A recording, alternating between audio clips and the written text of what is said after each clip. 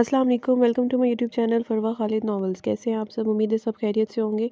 मैं हाजिर हुई हूँ novel love of the beast अज़ कलम फरवा खालिद किस नंबर 15 के साथ। नॉवल शुरू करने से पहले मेरे चैनल को लाइक कर दे, सब्सक्राइब कर दे और शेयर करना ना भूलें। तो शुरू करते हैं नॉवल की किस्त नंबर 15। लड़की को छोड़ो, इसके कहर आलूद लहजे में मौत की सी सनसनाहट थी। अजना गाड़ी में बैठकर साक्षी सामने का मंजर देख रही थी।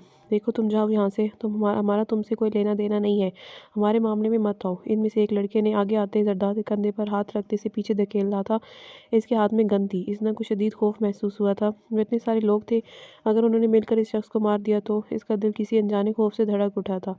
इसने गाड़ी से निकलना चाहा था, मगर अगर अगले ही लम्हे इसका सामने का मंजर देख इसका मुंह खुले का खोला रह गया था। वो अकेला ही इन सब पर काफ़ी था। जरदाद ने एक साथ इन सबको घुमा कर रख दिया था। लिज़ना के होठों पर हल्की सी मुस्कान आई थी। वो शख्स जानता था कि हर तरफ इसे मारने के लिए भटक रहे थे। इसका यूं बिना अपने गार्ड के सुनसान रोड पर गाड़ी को रोकना किसी भी खतरे से खाली नहीं था।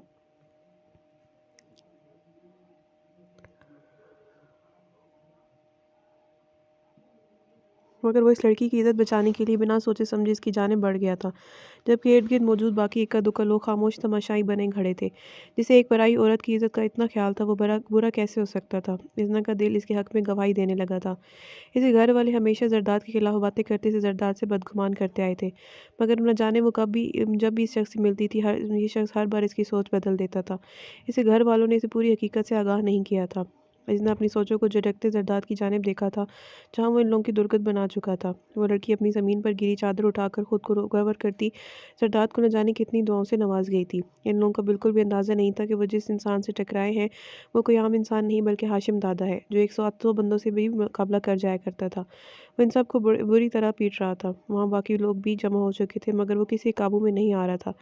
इज़ना साकित सी बैठी ये मंजर देख रही थी जब किसी ने इसकी गाड़ी का शीशा खटखटाया था। इज़ना ने घबराकर बाहर देखा था, जहाँ मौजूद शख्स ने हाथ बढ़ाकर इसकी साइड का दरवाज़ा खोल दिया था। हाशिम ज़्यादा बहुत गुस्से में है। उनका ये गुस्सा हर बार बहुत बड़ी तबाही का बायस बनता है। एक बस आप ही हैं जो इन्हें रोक सकती हैं। सामने मौजूद शख्स हाशिम दादा का खास आदमी सफदर था। इसने पहले भी एक दो बार इसे जरदाद के साथ देख चुकी थी। वो जरदाद की ही उम्र का था, मगर इसकी बेहद इज्जत करता था। वो इसे अपना सब कुछ मानता था। अभी भी जरदाद को इस हालत में देख सफदर को परेशानी देखने लायक थी, मगर इसकी इतनी जुर्रत नहीं थी कि जाकर जरदाद को रोकता। मम्मा मैं कैसे, इज़ना मनमनाई थी। इसे तो इतनी दूर बैठे जरदाद से खौफ महसूस हो रहा था, वो पास जाकर क्या करती। मगर इन लोगों की हालत देख इज़ना खुद ही गाड़ी से निकल आई थी, जो मार खा खा कर आदमोए हो चुके थे। इज़ना को आते देख मलिक ने हाथ के इशारे से लोगों को साइड पर कर दिया था। जरदाद, इज़ना ने धड़कते दिल के साथ इसे पुकारते जरदाद का हाथ थामा था। इसके हाथ का गद्दाज लम्स जरदाद हाशिम खान के पूरे वजूद में सनसनी सी दौड़ा गया था। समातों से टकराती अपने नाम की पुकार इसके दिल को एक अजीब सा सुकून बख्श गई थी। एक मीठा सा सुरूर पूरे वजूद में सरायत कर गया था। जरदाद, जो वहाँ मौजूद 20 के करीब लोगों से नहीं संभल पा रहा था, इज़ना यूसुफ जई की एक पुकार इसे जैसे किसी और ही दुनिया में ले गई थी। वो बेखुद सा इज़ना का हाथ थामे इसके साथ चलने लगा था। आज पहली बार इस लड़की ने इतने इस्तेक़वाक़ भरे अंदाज में इसका हाथ थामा था, इस पर अपना हक जताया था। इज़ना के लिए चाहे ये एक बात कोई अहमियत नहीं रखती थी, मगर जरदाद हाशिम खान के लिए आम बात नहीं थी। गाड़ी के करीब पहुंचते इज़ना ने इसका हाथ छोड़ दिया था। दूसरों का इंसान होने का मार्जिन भी दिया करे मिस्टर जरदाद हाशिम खान, वो मर जाते तो। इन्होंने इन लड़कों के चेहरे याद करते झुरझुरी सी ली थी। जरदाद इसकी बात का जवाब दिए बगैर आगे बढ़ा था और इसकी कलाई दबोच कर इसे खींच कर इसकी कमर गाड़ी से लगा गया था। इसने इसकी जानिब से जरहाना कार्रवाई के लिए बिल्कुल भी तैयार नहीं थी। इसकी कमर बहुत बुरी तरह से गाड़ी की विंडो से टकराई थी। सबके जीने मरने की परवाह है, कभी मेरी परवाह क्यों नहीं की तुमने? शोहर हूँ तुम्हारा, तुम्हारे घर वालों ने अपनी मर्ज़ी से तुम्हें मेरा बनाया है, फिर क्यों मेरी परवाह नहीं हुई तुम्हें? जरदाद इसके दोनों बाजू में अपने हाथ की उंगलियों से सख्ती से प्योस किए इसे शदीद तकलीफ से दो चार कर गया था। क्योंकि तुम मेरे लिए कोई अहमियत नहीं रखते जरदाद हाशिम खान। जैसे मुझे ज़बरदस्ती तुम्हारी ज़िंदगी में शामिल किया गया है, वैसे मेरी ज़िंदगी में भी तुम मेरी मर्ज़ी के बगैर मुसल्लत किए गए हो। मुझे तुम्हारी कोई भी परवाह नहीं हो सकती, तुम जियो या मरो, मुझे कोई फ़र्क नहीं पड़ेगा। इज़ना खुद को इस बेरहम गिरफ्त से आज़ाद करती तकलीफ ज़्यादा लहजे में चिल्ला उठी थी। इसकी अपने लिए इतनी बेजारी देख जरदाद पल भर के लिए साकित हुआ था। इसने अपनी मुठ्ठियाँ सख्ती से भींच ली थी। इज़ना ने इसकी एकदम से लाल होती आंखों में देखा था।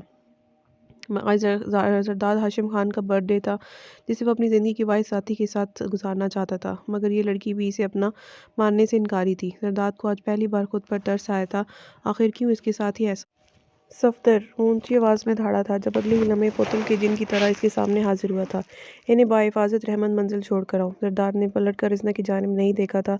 इसकी चौड़ी पुश्त को घूरते इज़ना की आंखों से आंसू टूट कर गिरेबान में जज्ब हुआ था। वो जानती थी इसने इस शख्स को बहुत ज़्यादा हर्ट किया, मगर इसकी नफ़रत का इजहार یہ اظہار اس کے اور اس کے خاندان والوں کے لیے ٹھیک تھا۔ اس وقت وہ صرف اپنے گھر والوں کے بارے میں سوچنا چاہتی تھی، نہ ہی اس شخص کے بارے میں اور نہ ہی اپنے دل کے بارے میں۔ وہ گاڑی میں آن بیٹھی تھی، مگر اس کی نگاہیں وہاں باہر کھڑے زرداد ہاشم خان پر جمی ہوئی تھی، جو اس کی جانب سے رخ پھیر چکا تھا۔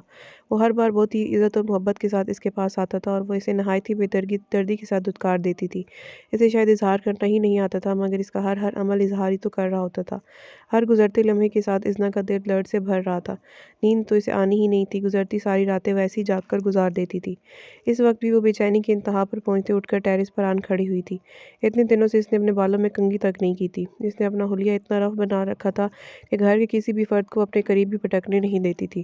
اس وقت بھی وہ بالوں کو کیسے کیچر میں مکید کیے ٹیرس میں کھڑی سامنے روڈ پر چھائی تاریکی کو گھور رہی تھی۔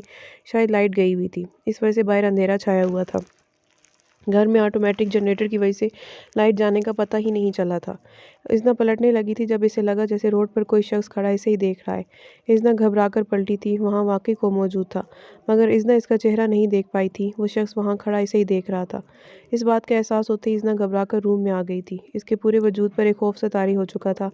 کون تھا وہ شخص؟ ایسے کیوں دیکھ رہا تھا؟ اب تو اس کا محافظ بھی اس کے پاس نہیں تھا۔ اذنا کی آنکھوں سے آنسو ٹوٹ کر پھسلے تھے، اور اگلے ہی لمحے وہ بیڈ پر گرتی پھوٹ پھوٹ کر رو دی تھی۔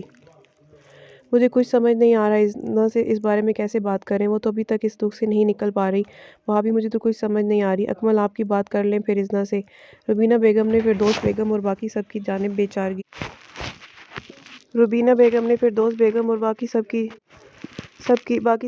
بے چارگی سے دیکھتے اپنے شوہر کو مخاطب کیا تھا، جو خود بھی ایسا ہی کچھ کہتے تھے۔ ٹھیک کہہ رہی ہیں فردوس، اذنا کی خدت ختم ہو چکی ہے، ہمیں اب اذنا سے علیان کے حوالے سے بات کرنی چاہیے۔ مجھے نہیں لگتا اذنا کو اس بات پر کوئی اعتراض ہونا چاہیے۔ اس تو خوش ہونا چاہیے کہ علیان جیسا لڑکا اسے اپنا رہا ہے۔ ویسے بھی وہ کب تک ایسے ہی یہاں بیٹھی رہے گی؟ ایک نہ ایک دن تو اسے رخصت ہونا ہی ہے، ہم کب تک ایسے ہی اس کی ذمہ داری اٹھاتے رہیں گے؟ اکمل یوسفزئی کی بات پر باہر سے گزرتی اذنا کے قدم ساکت ہوئے تھے۔ اسے ایک پل کے لیے بھی یقین نہیں آیا تھا کہ اس کے وہی بابا تھے جو کبھی اس پر اپنی محبت نچھاور کرتے تھے، مگر اب اذنا کو دھیرے دھیرے ان لوگوں کی خود غرضی سمجھ آ رہی تھی۔ لیکن ایک گرہ ابھی بھی کھلنا باقی تھی۔ اذنا نے ایک نظر انٹرنس پر لگے کیمرے کی جانب دیکھا تھا، جو ہال کے اندر کا سارا منظر اپنے اندر قید کیے ہوئے تھا۔ وہ سیدھی سیکورٹی روم میں گئی تھی اور وہاں سے اپنی مطلوبہ تاریخ اور ٹائم کی ویڈیو نکالنے لگی تھی۔ 1 گھنٹے کی محنت کے بعد اسے وہ ویڈیو مل چکی تھی۔ اسے اپنی USB کاپی کرتی اذنا وہاں سے نکل آئی تھی۔ اپنے روم میں آتے اس نے لیپ ٹاپ کو اوپن کرتے اس ویڈیو کلپ کو آن کیا تھا۔ یہ اس دن کی ویڈیو تھی جب زرداد اسے یہاں سے لے کر گیا تھا۔ وہ دیکھنا چاہتی تھی کہ زرداد اسے کس راستے سے لے کر گیا تھا، مگر سامنے چلتا ویڈیو کلپ دیکھ اذنا ساکت رہ گئی تھی۔ سامنے کا منظر اس کی سوچ کے مطابق تھا۔ زرداد اسے اس کے گھر والوں کے سامنے سے لے کر جا رہا تھا، اور کسی نے اس کے روکنے کے کیا آگے بڑھنے کی کوشش بھی نہیں کی تھی۔ اذنا حیثیت کے مارے اپنی آنکھیں سختی سے میچ کر رہ گئی جب اسی لمحے ہلکا سا نوک کرتے اکمل یوسفزئی اور روبینہ بیگم اندر داخل ہوئے تھے۔ کیسی ہے میری بیٹی؟ اس دن اذنا کو جھوٹ بول کر وہاں بلانے کے بعد سے اکمل صاحب اس سے نگاہیں چرا کر ہی بات کر رہے تھے۔ وہ ابھی تک یہ نہیں جانتے تھے کہ اذنا اصل حقیقت سے واقف ہو چکی ہے۔ اذنا ان کی بات کو کوئی جواب نہیں دیا تھا۔ وہ چہرہ جھکائے خاموشی سے بیٹھی رہی تھی۔ اس کا چہرہ ہر احساس سے عاری تھا۔ ہمیں آپ سے ایک ضروری بات کرنی تھی۔ اکمل یوسفزئی اس کے انداز پر مشکل خود پر ضبط کیا اب کی بار قدرے سرد لہجے میں مخاطب ہوئے۔ آپ اپنے بھانجے سے میری شادی کروا کر اپنا بوجھ ختم کرنا چاہتے ہیں۔ میں سن چکی ہوں آپ کی باتیں۔ فکر مت کریں، میں مزید آپ سب پر بوجھ نہیں بنوں گی۔ میں نے اپنا بندوبست کر لیا ہے، کل میں اس گھر سے چلی جاؤں گی۔ اذنا کی بات کوڑتی دو ٹوک لہجے میں بولتی واش روم کی جانب بڑھ گئی تھی۔ اذنا بیٹا ایک بار علیان کے حوالے سے سوچ۔ روبینہ بیگم نے کچھ بولنا چاہا تھا جب اذنا پوری قوت سے واش روم کا دروازہ بند کرتی دروازے کے ساتھ لگی پھوٹ پھوٹ کر روتی تھی۔ اس کا دل اذیت سے پھٹا جا رہا تھا۔ علیان کے ساتھ یہ سب لوگ اس کی شادی صرف اس لیے کروانا چاہتے تھے کیونکہ اس کی پہلی بیوی سے اولاد نہیں تھی، اس کی بیوی بانجھ تھی، اور وہ لوگ اسے اپنے بھانجے کے لیے قربان کر رہے تھے تاکہ ان کے بھانجے کا بھی بھلا ہو جائے اور ان کے سروں سے بھی اذنا کی ذمہ داری ٹل جائے۔ مگر اذنا اب کسی کو بھی زرداد کی جگہ نہیں دے سکتی تھی، علیان کو تو بالکل بھی نہیں، جو پہلے اس کے زرداد کے نکاح میں ہونے کے باوجود اس پر بری نظر رکھے ہوئے تھا۔ لیکن اس بات سے اذنا بالکل انجان تھی کہ ابھی بھی اس کے آس پاس کوئی ایسا انسان موجود تھا جو اس کے ایک آنسو پر نظر رکھے ہوئے تھا۔ وہ بہت جلد اسے اور ان آنسوؤں کی وجہ سے بننے والے تمام لوگوں سے اس کا حساب لینے کا ارادہ رکھتا تھا۔ اذنا پورا دن روتی رہی تھی، جس کی وجہ سے اس کا سر درد سے رات تک اس کا سر درد سے پھٹنے لگا تھا۔ وہ دبا لیتی بستر پر آن لیٹی تھی، جن میں غنودگی کی وجہ سے اسی کب آنکھ لگی اسے پتہ ہی نہیں چلا۔ رات کا نہ جانے کون سا پیر تھا جب اسے اپنے اوپر کسی وزنی شے کا احساس ہوا۔ خوف کے عالم میں اس کی آنکھ کھل گئی۔ اسے اٹھنا چاہا تھا مگر اس کے ہاتھ پیر ایسے جکڑے ہوئے تھے کہ وہ کوشش کے باوجود اٹھ نہیں پائی تھی۔ اس کی جان اس وقت نکلی جب اسے اپنے گردن پر کسی گرم سانسوں کا احساس ہوا تھا۔ وہ شخص پوری طرح اس کے اوپر جھکا ہوا تھا، اس کی دونوں کلائیوں کو اپنی ہتھیلی میں جکڑے وہ اسے پوری طرح سے بے بس کر چکا تھا۔ پورا کمرہ اندھیرے میں ڈوبا ہوا تھا۔ ازنا اسے دیکھ نہیں پائی تھی مگر اس کے وجود سے اٹھتی مہک ازنا کو ایک عجیب سا احساس سے دوچار کر گئی تھی۔ یہ مہک تو زرداد ہاشم خان کی تھی۔ زرداد اس کے لب سرگوشی کے انداز میں دھیرے سے ہلے تھے، جب اسی لمحے اس شخص نے اس کے ہونٹوں کو اپنی قید میں لیتے اسے مزید کچھ بھی بولنے کا موقع نہیں دیا تھا۔ اس کے لمس میں غصہ اور جنون کی واضح جھلک نمایاں تھی۔ اس کا سختی بھرا لمس برداشت کرتی ازنا تڑپ اٹھی تھی۔ اسے اب کوئی شک نہیں بچا تھا۔ یہ طرف زدہ لمس اور یہ دیوانگی بھرا انداز وہ بھلا کیسے نہ پہچان پاتی۔ ازنا سانس نہیں لے پا رہی تھی مگر اس کے چہرے پر ایک دلفریب مسکراہٹ آن ٹھہری تھی، کیونکہ اس کے لیے یہ خیال ہی زندگی کی نوید تھا کہ زرداد ہاشم خان زندہ ہے۔ وہ شخص اسے آج کسی قیمت پر بخشنے کے موڈ میں نہیں تھا۔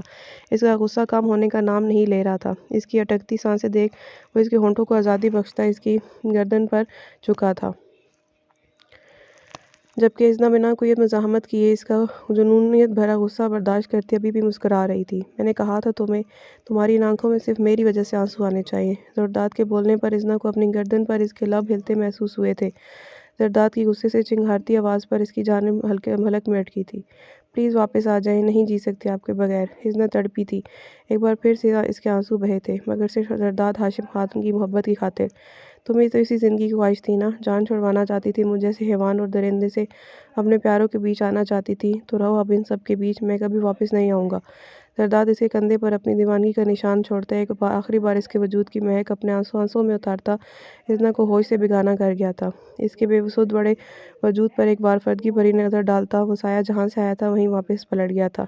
صبح 11 بجے کے قریب ازنا ہوش میں آئی تھی۔ پہلے تو نہ جانے کتنی دیر وہ یوں ہی ساکت سی لیٹی چھت کو گھورتی رہی تھی، پھر آہستہ آہستہ رات کے گزرے لمحے اس کے دماغ میں روشن ہونے لگے تھے۔ ازنا کے لبوں پر دلفریب مسکراہٹ آن ٹھہری تھی۔